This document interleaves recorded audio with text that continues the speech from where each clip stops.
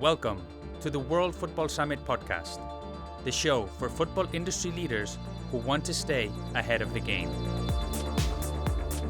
We bring you the latest insights, trends, and stories from the experts driving innovation and progress in sports business worldwide. Join us as we dive deep into the ideas and initiatives transforming the world of football. From sustainability and innovation to player development, fan engagement, and everything in between. Our goal is to unite the global football industry and drive positive change and progress. Hey guys, welcome to another episode of the World Football Summit podcast. I'm your host, Jaime, CMO at World Football Summit. At WFS, we're always on the lookout for new technology and solutions that help the football industry unlock new levels of growth and become more professional. There are amazing companies out there who could add value, and today we speak to one of those companies, Andaria, a licensed fintech on a mission to provide football clubs worldwide with segmented fan data, showcasing fan expenditure within and outside of a club's ecosystem. Nirav Patel, their CEO, will help us understand how embedded finance can be a powerful tool for properties to gain more fan insights, obtain competitive advantage, and drive operational efficiency. Now, in a world where clubs are looking to grow sustainably, who would not want that? I actually met Nirav during Football Innovation Forum in London, and I believe he can bring a lot of value to you guys. But before we kick off, a quick reminder. Don't forget to subscribe and rate the podcast on your platform of choice. You can share with your colleagues in the industry as well. And if you want to stay ahead of the curve, subscribe to our newsletter. You'll find all the links in the show notes. Remember, World Football Summit Europe in Sevilla is just around the corner on September 18th and 19th. And in fact, Andaria will join us as partners, and Nirav will be on stage sharing more knowledge. We also recently announced the return of World Football Summit Asia, and it's taking place in December in Riyadh. You can check it all out on our website. Now, nothing else from my side. Let's welcome Nirav Patel from Andaria. Well, Nirav, welcome to the World Football Summit podcast. It's a pleasure to have you. After, we met each other in London for Football Innovation Forum. You guys are doing very interesting stuff, and I'm really looking forward to talking about it in this episode. Thank you very much for having me. Yes, it was. I mean, the Innovation Forum was fantastic. Very much looking forward to Seville. I think that's going to be not only exciting but a bit fun. I think so too. And I think today we're going to surprise the audience a little bit with everything that you guys are doing, and we're going to discover a whole new world to them. So, but before we go into it, though, I was wondering if you can briefly just introduce yourself. And I always like to ask my guest, Nirav, why? Why did you decide to, well, you don't have a career in sports just yet, but you do want to kind of enter the sports industry. So I want to know why. Absolutely. So firstly, obviously, my name, CEO of Andaria. I guess my background, I actually come from an investment banking background, fell out of love with the space or corporate space, if you like, took some time out and then found a passion in payments. And I think that answers your second question, which is why sports and why payments. I mean, it's the two things that I'm passionate about. And I think when you bring those two things together, I'm a firm believer in the fact that there's nothing more tribal than a sports fan. And if we can bring the two sectors together, then why not? And as I said earlier, we can have a bit of fun while doing it. So it's really driven by passion. Good stuff. It's always a good motive, do stuff that you're passionate about, but they're also practical and adding value. So, I think that's kind of like the gist of it, right? It's got to make sense, right? I think so, right? It's not just a passion for the sake of it. Yeah, no, exactly that. Anyway, so Nirav, I don't know, I was just wondering, maybe we can just start about talking about what you guys do. So maybe explain a little bit the concept of embedded finance and what role it has in today's digital economy. Absolutely. And I think the first place to start is what is embedded finance, right? And for anyone that maybe pays even a little bit of attention to the space, it's probably a word that's it's a bit of a buzzword, let's just say. And I think it's important to define what it means. So to keep it really, really simple, it's effectively integrating a payment solution into a provider that is not focused in the payment space. And we do that as the regulated entity, we're by regulation able to offer a payment solution. So that to everyone on kind of from a day-to-day standpoint is a bank account with a debit card attached. Now, typically, the journey has always been you go to your bank, you go to the likes of a third-party outfit like a Monzo or a Revolut, and kind of the journey starts and finishes in a third-party app. With embedded finance, we're enhancing, let's take a football club, for example. It now gives the football club the ability to offer a payment solution downstream to their fan base. The key element being that it's driven through the existing ecosystem of the club. So if the club has an existing app, the app is now enhanced to provide a payment solution. So it looks and feels like your club, but effectively Andaria in the background is doing all of the heavy lifting from a financial services standpoint. That's interesting because at the end of the day, it's kind of like adding value with services that are not core to your activity, right? So, and from a user or fan perspective, it's seamless in the way that it's part of the solution. You don't really want to realize who's providing that. It's just, okay, I have my app and I have an additional service there. Exactly. And if you look at it in a slightly different way, back to my earlier tagline that there's nothing more tribal than a sports fan, there is a little bit of a hurdle in that we still have to ensure that from a regulation standpoint, we do everything that we need to do. The likes of KYC, so knowing your clients and knowing the end customer, but we drive that, also peg that to loyalty. So if your club is saying that actually, number one, you get this opportunity to be part of a select group that can now avail themselves to the football club's new payment solution.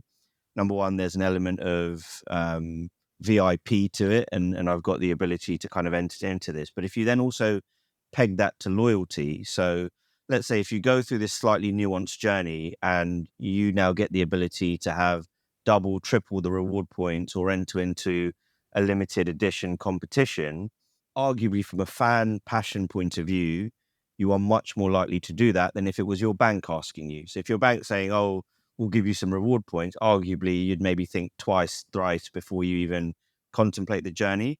So it's utilizing that element of that loyalty and that tribal nature that comes with the club, but enhancing the service. Then the question is why and effectively who wins from this, right? And I think the beauty of this is that all parties within the ecosystem win. And what do I mean by that? So if you start at the fan has the opportunity to take a solution, enhance the loyalty and rewards they're receiving, get themselves into limited edition competitions, get themselves, I don't know, specifically branded cards. So you're really kind of enhancing that loyalty piece with the fan and fan retention. The club wins because ultimately one of the things that they struggle with is really understanding and segmenting their fan base and utilizing that. A really good example is you may know me as a fan and I buy myself a shirt. Then if I've also bought my 12-year-old and my 9-year-old a shirt and we're able to segment that data, the marketing that's pushed to me is very, very different than it might be to a friend who is just a young single professional, for example. So it's an interesting nuance on the data piece. One more for the club. What tends to happen today, and we've seen this evolve within the world of sports as a whole, is sponsorship and the commercial tie-ups.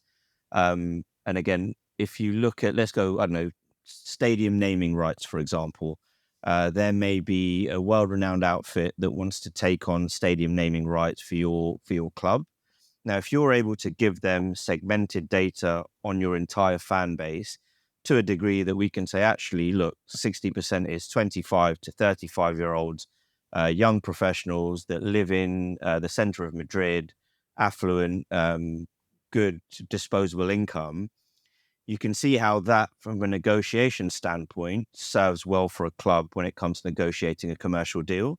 Because you've got that data to hand, you can start utilizing that commercially. So there's the win from the club's perspective. And from our point of view, it's a win because we just get to do the thing that we really want to do and actually make a difference across the entire ecosystem. So I think if you can play that game where it's kind of all parties win, it drives that passion even more. It's very interesting what you just mentioned there because it ties very well to several dynamics that I'm observing in the industry. First of all, fans want unique experiences at the end of the day. And with this, you're able to do that. Second, loyalty. You mentioned loyalty. At the end of the day, the fan experience has to be as frictionless as possible. And with this, you're not adding an additional solution. You're just embedding whatever you're doing into something, into an ecosystem they already know. So again, you're just reducing friction. And then from the club's perspective, obviously we're in an era where data, everybody's talking about understanding the data of the fan and actually turning fans into customers. How can I monetize the fan, etc. So with this is, I mean, effectively helping that. And something that I wasn't thinking about yet, and you mentioned this sponsorship.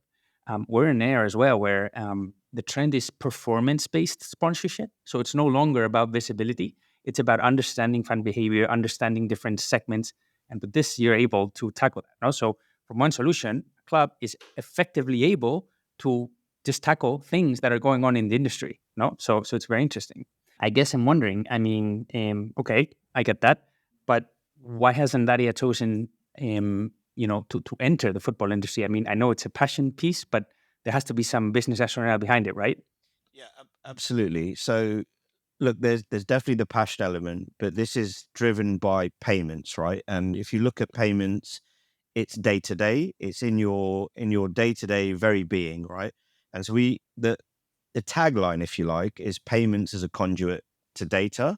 There's no better conduit to data than the way you spend, because effectively you can glean a lot of information from that, and valuable information, that not for the sake of just passing data for the sake of passing data, but utilizing it in a way that makes sense commercially from a club standpoint. The question is, why hasn't it been done to date? There's been goes at it, but it's never been done through an embedded finance model. Typically, the scenario is, as I said earlier, third party comes in. We can offer you a branded club card, looks and feels like your football club. The only thing is, all your fans have to go to a third party site, and that's where you get the drop off. So, as you touched on, we've got the frictionless route through embedded, whereas through a traditional route, there is heavy friction. There's a new new app or a new website, and that creates some challenges. So I think with embedded finance and where that space is, number one, it's new in the industry, not new to the extent that we're not reinventing the wheel here, but it's taking what is a foundational product, utilizing a layer of technology over the top, and being innovative with what we can do within the realms of the regulation. So I think that's the key element. So it's not necessarily something that anyone that's got this idea can come in and just penetrate. And the reason I say that is we've done the heavy lifting to get to this stage. And there is a lot of work that needs to be done, both from a regulation standpoint, but also from a technology point of view. But we sit, the way I can describe is, if you can imagine a Venn diagram kind of with a big circle that says tech, a big circle that says reg, and we perfectly sit in the middle, and then you kind of the third circle with sport, it just puts us in that perfect spot. And I'll be really honest, when we were day one, this probably wasn't really on the radar. But as we've evolved and our thinking has evolved, and actually just being a sports fan as well, it helps you connect the dots. We've kind of evolved the solution to go, right, we understand what the sector is facing, what the club's challenges are. And I think that's the point to start. If you can start at a point of empathy in understanding, right, what are the challenges? And then actually having the ability to go, right, from an innovation standpoint, actually, we can solve that. Or if this is not quite solvable today, with these 3 or 4 next steps, we get there. So I think for us, it will be a constantly evolving journey, number one. I think we're at the very start, which is great. And there's a lot to already offer. But I think what's coming down the pipe, be it with the utilization of artificial intelligence, with Web3 within the sports forum, there's a very, very exciting kind of future ahead, if you like, in this space. Yeah, I think so too. And I think the intelligent approach that you're doing is you're actually tackling the problem. And we're in an era where football clubs they're entering a phase where they need to innovate, they need to become more professional, they need to get better control into their revenue streams, their cost, everything around the business, right? So they're becoming more sport business rather than just a passion play, if you will, no? So and then before you were mentioning how the clubs and the fans win because it kind of like takes fan engagement to another level. But I'm wondering, are there any benefits for football clubs other than that from a business perspective? Absolutely. So if you think about cost, let's just say banking as a cost, what you're able to do now with this model is turn that into a revenue generating model, which is very interesting. It may not be the primary driver, and typically because what you want to do is not drive this on a transactional basis. What do I mean by that? Payments is volume driven traditionally. So the more you spend, the more you earn effectively. However, within the environment of a club and a fan related to a club, it's more the enhancement of the membership. So the way, to my mind, a club should treat it is let's enhance. You're already charging, let me take a step back. You're already charging a membership fee, and that avails you to certain services within the club. Now, if you're enhancing that membership service and it becomes a monthly cost, so a SaaS model, you're essentially now driving revenue through an enhanced product. So not only have you got the commercial element that I touched on, the data element that I touched on, which can be utilized, you've now turned what was effectively a cost center into a revenue generating center, if you like. So it really turns the model on its head. The challenge within that space, to be really frank, is a lot of clubs have historical relationships with existing financial services and banks and those type of institutions. The positive is that we come in and complement that offering, so we're not coming in to challenge it. So let's say, just for argument's sake, I don't know, you're utilizing an HSBC. I'll just use a brand that's worldwide.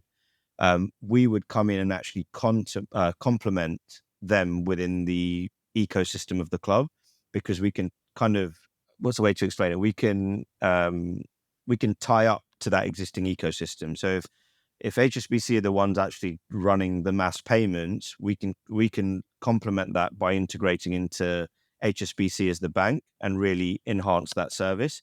So it's like that technology layer on top with the payments regulation, which is complementary to an HSBC or whoever the bank might be.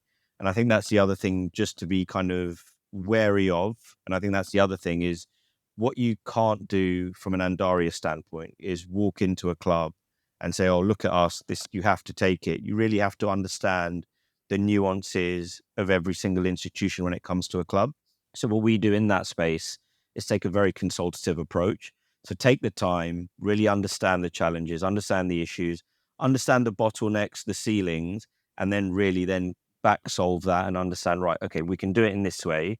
So what I kind of surmise that is that we do the last mile piece with the club very, very well. So while the product is foundational, we really go that extra mile to understand the club's needs and really go and deliver what, to my mind, is an exemplary service. And now that you were mentioning challenges and how you guys are actually helping clubs tackle those challenges, because you understand the space, you understand probably even your expertise across other. I'm willing to say that your experience across other sectors. At the end of the day, the challenges are common. So I don't know if there's any other challenges that you want to highlight and how are either clubs or other businesses that you work with overcoming them. Sure. The other challenge actually comes from a technology standpoint. So if you look at the rate of change of technology, the delta within technology, it's immense. If you look 5 years ago, where was the space versus now, it's effectively night and day. So digital teams within banks typically find that as a challenge. What they don't want to do is overhaul their entire digital infrastructure to then allow for Andaria to come in. And we saw this as a challenge actually day one. And this is the evolution piece. So when we first started, we were very much API driven. So it's effectively code that would be absorbed into the ecosystem of any one of our clients. And what we found there is that is much more challenging in comparison to software development kits. So these are effectively bits of kits that are specific functions within the payments ecosystem. So what we've done now is created multiple software development kits that are much easier to absorb within existing ecosystems, which makes that digital transformation piece much more streamlined. So what we've done is effectively lowered what we saw as a hurdle to entry, and actually outside of the sports space, it's something that's a common theme across a lot of sectors. So it's a challenge that we looked at first and kind of really kind of sat there scratching our heads saying, right, how do we overcome this? And that's the beauty with where technology is, that there is either something already there or something very quickly on the horizon. And I think that our ability is to be agile without being kind of changing direction. But that agility is also very key, because as I said, each club has their own nuance. And I think to be able to understand that nuance and then to be able to maneuver around that to still get to the end goal is very key. So I think technology is definitely one of them. The other one is regulation around data.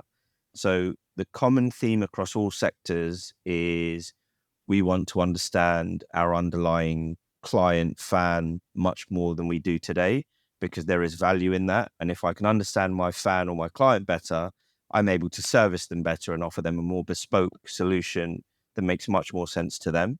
However, from a data standpoint, and as you've probably heard the acronym GDPR, from a data protection point of view, you have to have opt-in of the client. Now, under traditional routes, what you would have seen is a fall-off rate in opt-ins from the clients, because you're effectively sharing your data with a third party that you have ultimately no real links to.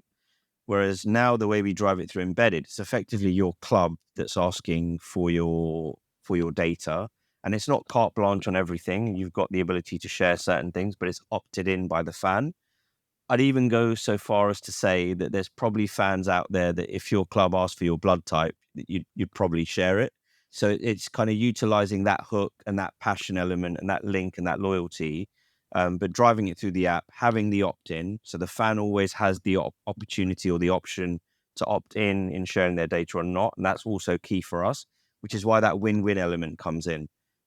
Because what we're not doing is forcing this down the client or the fan's throat. They do get the opt-in, but at the same time, if you're incentivized that actually, if you do go down this journey, you get a much better experience in a club that you're visiting kind of 20, 30 times a year, you can see the value add and the benefit. Mm-hmm. Okay. So at the end of the day, this kind of like, see, when I speak to clubs, they're always saying, yeah, we need to innovate, we need to implement new solutions, but we just don't have the resources, we don't have the skills. At the end of the day, what you're doing is, okay, understand challenges, which is the tech and the, call it the legal frameworks, but you don't have to worry about this because we already understand this, not only from a club perspective, but because of our work with other industries as well. So it's kind of, you're taking this this is not a core activity for the club, but it could lead to additional revenue streams because you have that expertise, right? Did I get that correctly? That's absolutely nail on the head, because it's the simple way of thinking about it is we just take the pain and the heavy lifting away on something that you ultimately you don't need to worry about any longer. There's still an element of work that needs to be done from a technology standpoint, but if you look at it in comparison to having an entire team versus absorbing what is a much more streamlined SDK, you effectively, again, night and day. So it's really just removing the heavy lifting from the club's day to day. And looking at the other side of this, the relationship with the fan is more direct. Yes. At the end of the day, right? Because you kind of like implementing this solution, but you, in a way, you get out of the way, so the club can actually interact more and analyze the how the fan is actually purchasing and actual habits rather than just hunches of what a fan is looking for, right?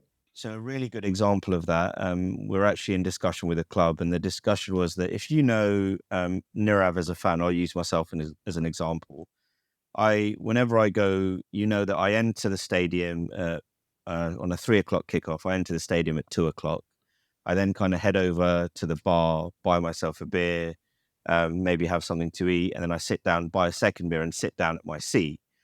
They will now have the ability to send a push notification and just ask me how my beer was. Just a slight nuance like that, which you can see the personalization there. With our infrastructure, actually, in the end, really simple to do, because we complement, if you've got the existing app, you've got the ability to push. But now if you can complement that with data, you can see how that gets really, really interesting. If you then start coupling that with what's happening within the new Stadia space, we were obviously had the opportunity to be at the Tottenham Stadium. As much as that kills me as an Arsenal fan, see what they've done with the space. I mean, it's a fantastic stadium, state of the art. They really wanted to drive the fans at your centerpiece.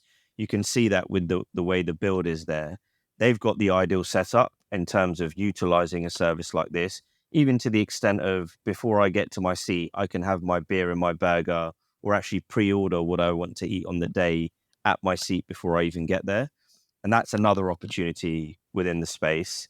So, I mean, I'll be honest, we are very much at at the beginning of this, and how this will evolve and become so personalized for each fan on a match day visit is insane. And that, again, just it will drive more revenue, it will drive more loyalty. And you can see how this just becomes a bit of a snowball effect in just it grows and grows and it gets super interesting. We touched on the commercial element. I also see an opportunity in time into the transfer space, and not necessarily on the monetary side of it, but the way things are done from a reconciliation of contracts. I know there's clubs that are managing this today on a very manual basis, and we can utilize financial services tools to really go and enhance what they're doing in that space. So, look, lots and lots of exciting things to come for sure. But as you said, this is just the beginning. And with all these new technologies and with everything that's going to happen in the world of AI, which again, this is only the beginning, it only makes you wonder and kind of like dream of what's going to happen. But I guess, you were starting to mention several examples. Are there any other, I don't know, I don't want to call it success cases, and it doesn't have to be in sports or in football, but that you believe are relevant to the audience that you can share? So we have got where we're at the final stages of a club, which I unfortunately can't mention as of today, but that's one example within the space, which I'm hoping actually just before the event we'll be able to make some more noise about. So I'm very much looking forward to that. That's within the sports space. Outside of the sports space, we've actually got some very interesting examples within Web3 and the metaverse. So it's effectively, it was a initial or a new coin offering within the metaverse, which has now evolved into the ability to kind of navigate that space. There, for me, is a very much an opportunity there for clubs and actually the sports industry to enter into. I think there's been a little bit of connections within those two industries over the last few years, typically driven by tokenization and cryptocurrencies. I think that's the very early start of where things are. I think what you will see over time is the larger clubs for sure, because of the global fan base, offering a metaverse to interact with your club. What we can do in that space is utilize payments as the conduit to utilizing tokens. So to keep it very simple without going completely off topic, you can operate in the metaverse utilizing tokens, but tokens, you can buy tokens through fiat or through regular currency. So we would sit as the foundational layer to allow you to go and buy tokens utilizing euros, utilizing our platform, but within the metaverse of, say, one of the larger clubs. I think there is a huge opportunity there. And I think that is definitely an area to keep an eye on, I think, over the next few years. Other areas that probably maybe not too much of a tie-up to this forum, but just to give you a bit of a flavor, is within the maritime space. So we look at employees on ships globally, kind of working as crew members on a global basis. There's the traditional kind of cryptocurrencies. There's iGaming as another platform, which is a great conduit for fiat on-ramp and off-ramp. So the beauty of embedded, and this is the other side of it, is the foundational layer can be up and dropped arguably into any industry that's got an ecosystem. So a set of clients or fans that operate utilizing a digital app, there is always an opportunity to embed or provide an embedded solution there. Mm-hmm. Well, that's super interesting because when you speak to the biggest brands in football, they recognize that one of the biggest areas where they have most potential is capturing value from the international fan. And this effectively, whether it's through the metaverse or through other solution, helps you monetize that support, So now let's think about a club that's listening to this and they say, okay, you got me convinced.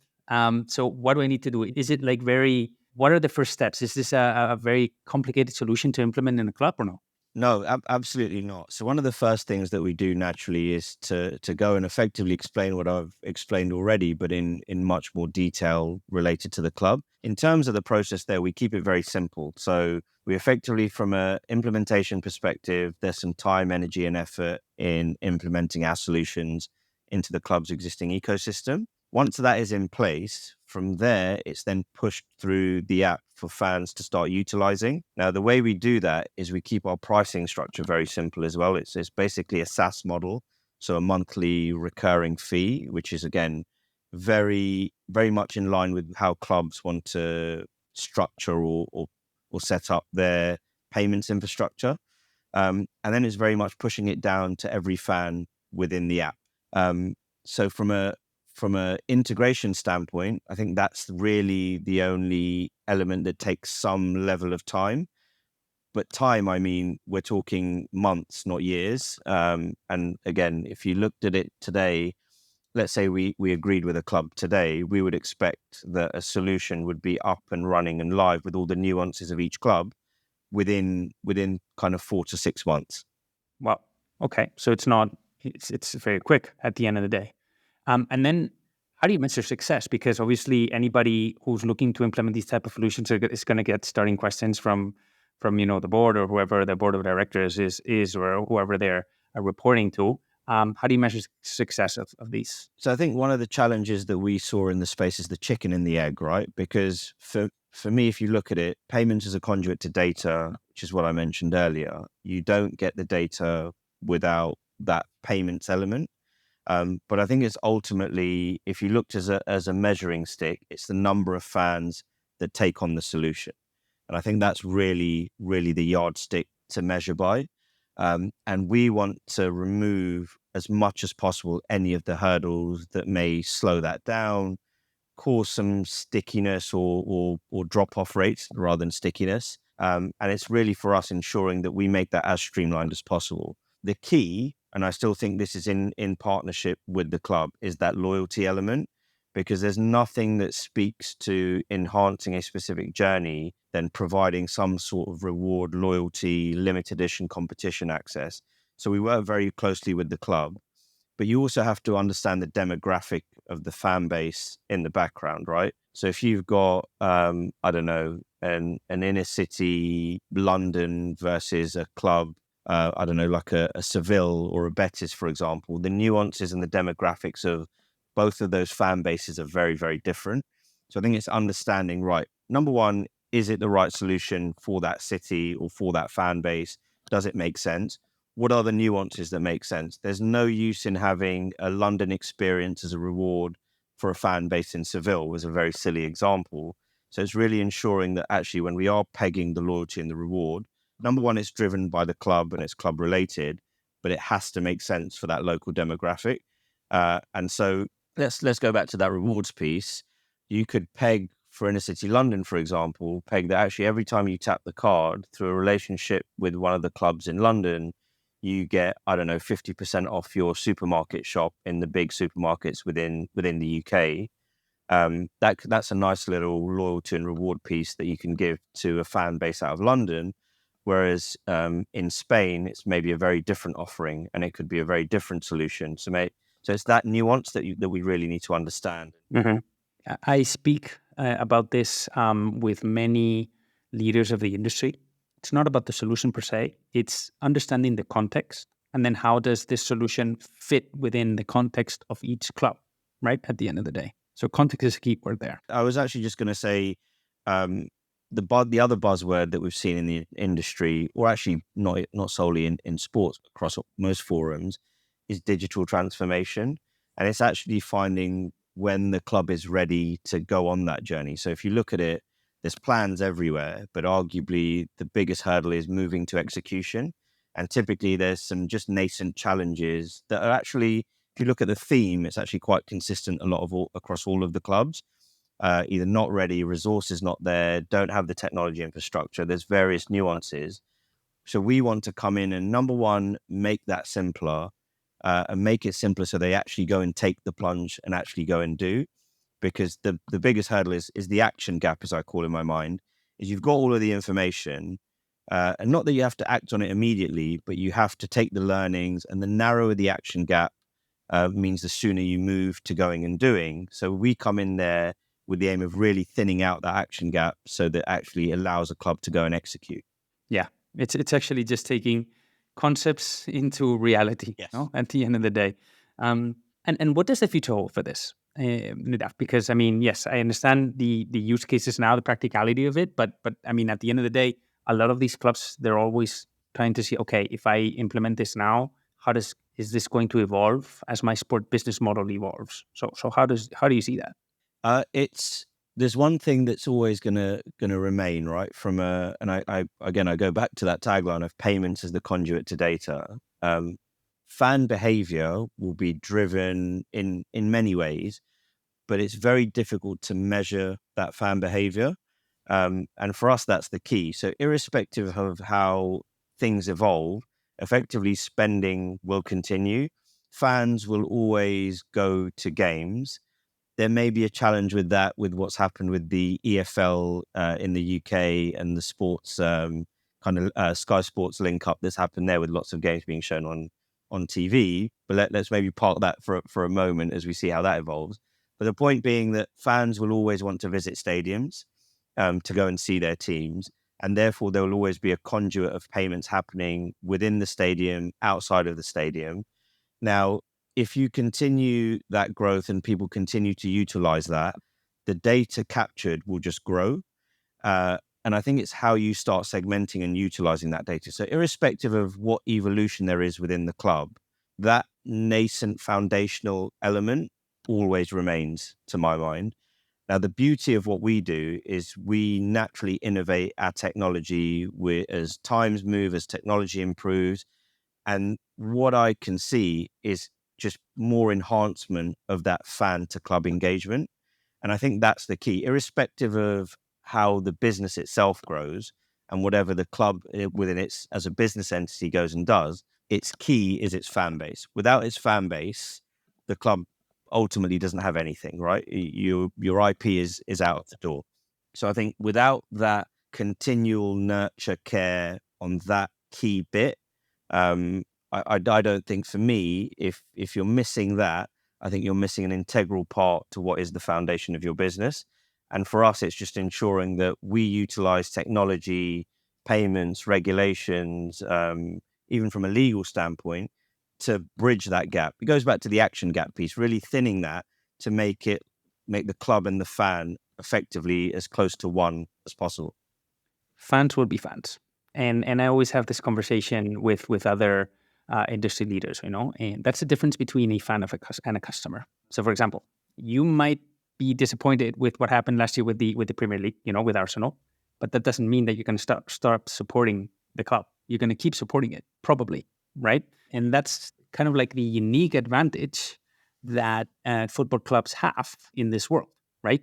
It has to be something very, very dramatic for someone to stop supporting their club, which effectively means there are always going to be potential customers and potential opportunities to capture value from that fan, right? So I think it does make sense what you guys are doing, no? Yeah, absolutely. If you look at the other element of it is growth, right? And if you look at what a lot of clubs are doing today, is there's a big drive to be in the States, for example, big drive to be on the other side of the planet in Asia, where half the world's population is sat. So we're building this in a way that also captures that global data or that global fan, if you like. Now, while we're regulated from a UK and European standpoint, we've got partners in the US that effectively become our regulated arm on the ground in the US, and we become the tech offering day one. And that allows us to go and attack the European space. We'll do something very similar within the Asia space as well, or the APAC region. And I think that's the beauty of the game. It's global. We've got the ability to be global with the brands. And at the end of the day, there will be fans that will be Midwest America that would have and may never set foot in the stadium themselves. But the journey that we can bring them by being driven through the app of the club that they support halfway across the world, and then pegging that to giving them the ability to get limited edition rewards, whatever it might be, even something as simple as a goal or moment of a kind of you capture the picture of a goal and have that printed on your debit card, for example. Well, it sounds very simple. If you've got one of 5 in the world, you can see why that limited edition element can come into play and really hit that loyalty. So there's umpteen ways of really capturing the imagination of the wider fan base. And that's one of the challenges that's coming. I think the other thing which we've seen with the NFL, so the NFL, for example, come and play in the UK on a regular basis. I think it's a matter of time before, be it La Liga, be it the Premier League, or any one of the big leagues in Europe, on-season games start being played onshore, be it in the States or in Asia. So I think watch this space for that as one of the next evolutions. We want to be at the forefront of that to ensure that we can capture the value add that happens when, be it an Arsenal, a Chelsea, a Man United, whoever it might be, are out there, capturing the minds and imaginations of a completely new fan base.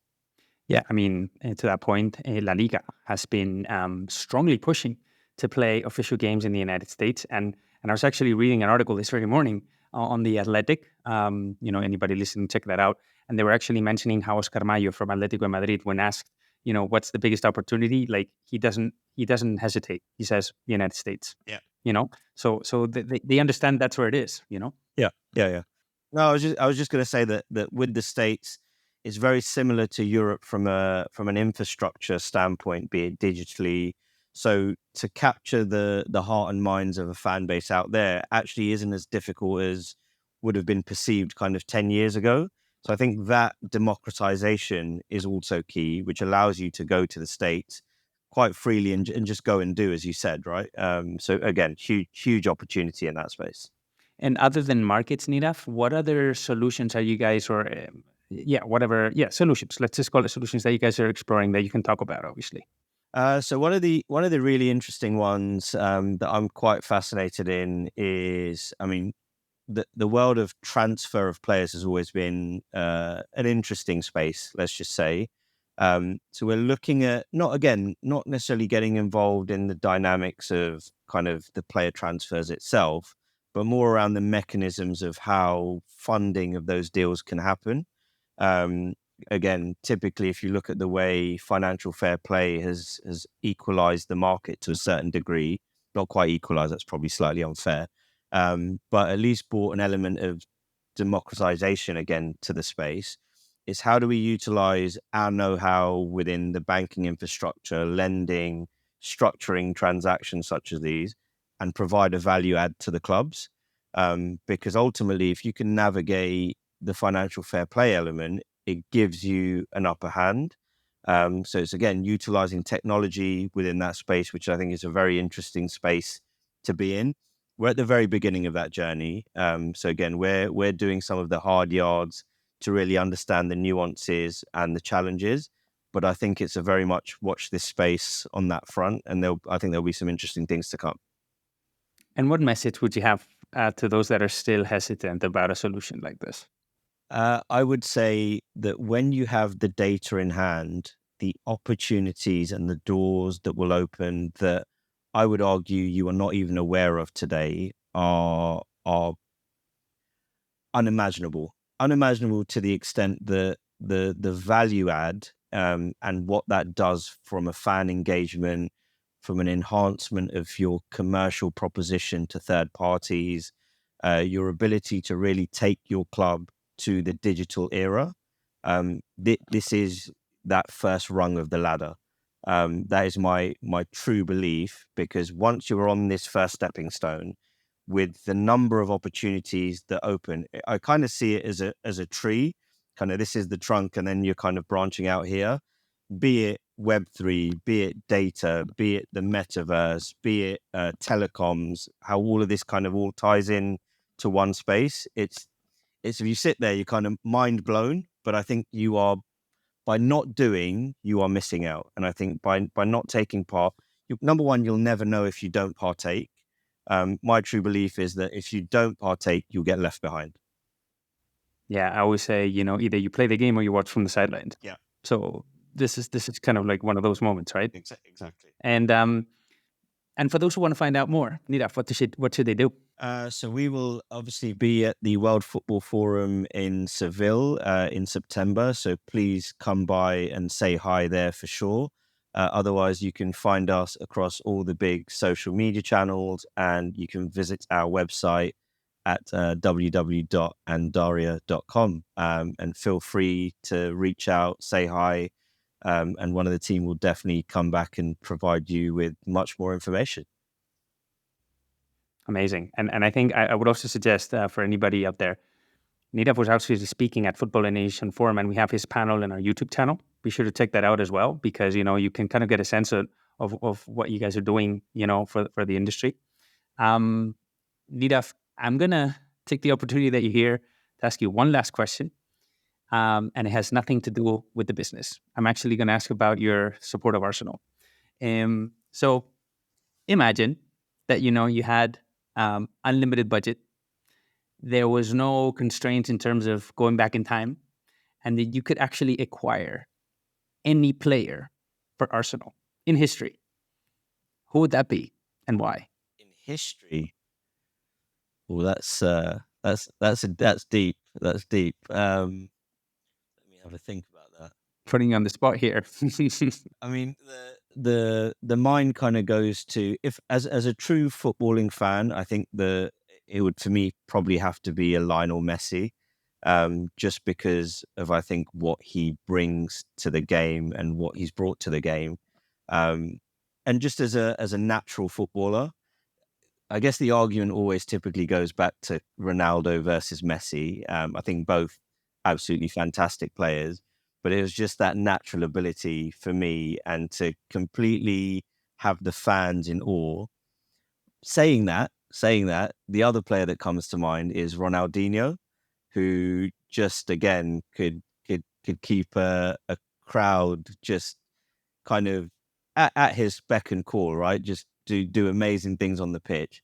But if I had to go completely with what I know now, I think it'd have to be Messi. Yeah, both great choices. And I was actually thinking when you mentioned Ronaldinho, how he was able to. And I remember being amazed at that game when he played it against Real Madrid in the Bernabeu, and you can actually see fans standing up, Yeah. applauding. So I mean, only a player like Ronaldinho, can make that happen. No, so Exactly. anyway, Nirav, I don't know if there's any other last words that you want to share with the audience. Anything that comes to mind? Again, I think, look, very much looking forward to meeting a lot of those at the Football Forum in September. I think keep a close eye on what we are doing. There's lots of interesting news to come out, and we're hoping we'll have an announcement for you before the big day in September, which we'll make some noise about at the event. Oh, that would be great. Actually, let us know. Will do, absolutely. Anyway, Nirav, thank you so much for your time. This was, I think, I learned a lot. Hopefully, those that listen to this conversation learned a lot as well. So yeah, looking forward to seeing you in just a few days, weeks, if you want to call it that. Thank you, Nirav. Thanks. And there you have him, Nirav Patel, CEO of Andaria. And, as I said at the beginning, I think understanding what these type of solutions can bring to the table and how can they benefit clubs is just key. So let's try to summarize a little bit of what Nirav has been talking about, which is at the end of the day, they're trying to help clubs by understanding their fan more. Isn't that what any club out there wants? Understanding their behavior, what their interests, but not only from like getting a hunch, but actually when you start to analyze, fan data in terms of what they're purchasing, that's the way to actually make sense of what their interests really are, right? And the key to this is it doesn't have to be complicated for a club, as long as they find the right provider that's able to understand the context. Again, going back to that keyword that we've mentioned in several episodes, context is key, the resources, the strategy. And once that everything is there, how does the solution, the technology fit with what the club is trying to achieve? And I think Andaria does that very well. I'm actually looking forward to see, the announcement that Nirav was mentioning. But anyway, I think just to summarize the different win-wins for the club. So you obviously the fan wins because they get unique experiences, they get a more personalized experience in a world where everybody's talking about personalization. This is a solution that actually tackles that. And then from a club perspective, again, going back to understanding fan data, but also another element that we can't forget is how this helps the relationship with sponsors. In a world where all sponsors are shifting to performance-based sponsorship, it's not about visibility anymore. It's about understanding the reach and the segment that they're reaching and how those fans are actually behaving against that sponsorship. I mean, this is a very good way to kind of like prove the sponsor the ROI of their investment, right? But anyway, I hope that this was a valuable conversation for you. And the use cases just seem very wide. I was actually amazed how he was mentioning about the metaverse, and how that comes into play, which makes sense. When clubs are trying to look for solutions to monetize and capture value from international fans, you need these type of technologies, man, because that's kind of like what's going to able to unlock new levels of growth, to actually tap into that international fan. But anyway, I don't know if there's anything else that stood out to you. If so, as always, reach out on social media. Make sure that you share this podcast episode with a friend of the industry or a colleague or anybody who you believe is going to get value out of it. Subscribe to our newsletter. And again, as Nirav said, we're having World Football Summit Europe in Sevilla on September 18th and 19th. Nirav will be there presenting his solutions, hopefully telling us more about that announcement he was making reference to. And that's pretty much it for me. I hope you enjoyed it. Hope you learned something new. And again, have a great rest of your day, and we hope to see you next time.